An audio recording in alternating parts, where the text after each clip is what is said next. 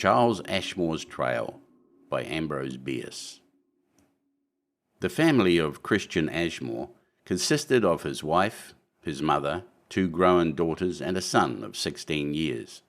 They lived in Troy, New York, were well-to-do, respectable persons, and had many friends, some of whom, reading these lines, will doubtless learn for the first time the extraordinary fate of the young man.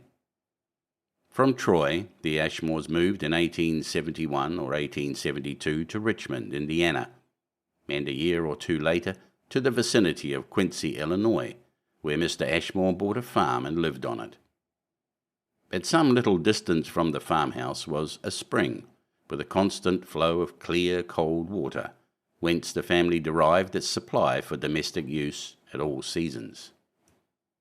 On the evening of the 9th of November in 1878, at about 9 o'clock, young Charles Ashmore left the family circle about the hearth, took a tin bucket and started toward the spring.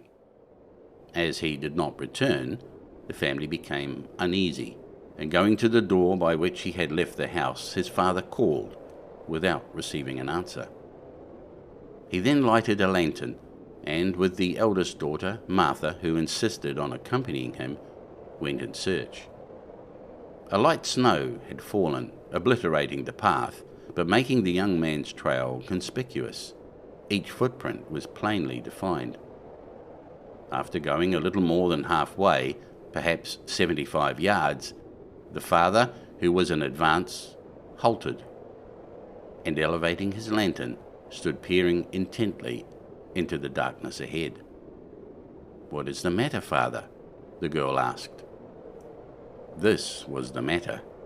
The trail of the young man had abruptly ended, and all beyond was smooth, unbroken snow. The last footprints were as conspicuous as any in the line. The very nail marks were distinctly visible. Mr. Ashmore looked upward, shading his eyes with his hat held between them and the lantern. The stars were shining. There was not a cloud in the sky.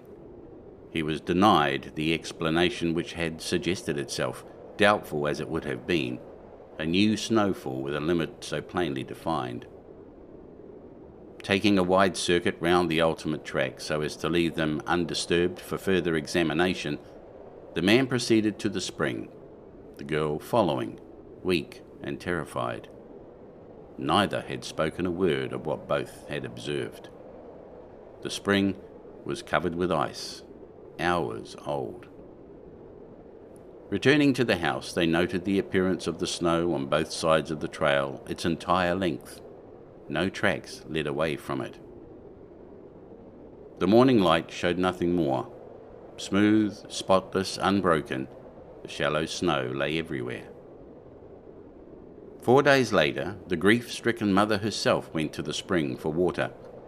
She came back and related that, in passing the spot where the footprints had ended, she had heard the voice of her son and had been eagerly calling to him, wandering about the place, as she had fancied the voice to be now in one direction, now in another, until she was exhausted with fatigue and emotion.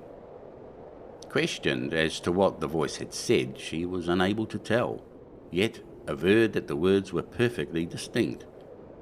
In a moment the entire family was at the place, but nothing was heard, and the voice was believed to be an hallucination caused by the mother's great anxiety and her disordered nerves. But for months afterward, at irregular intervals of a few days, the voice was heard by the several members of the family and by others.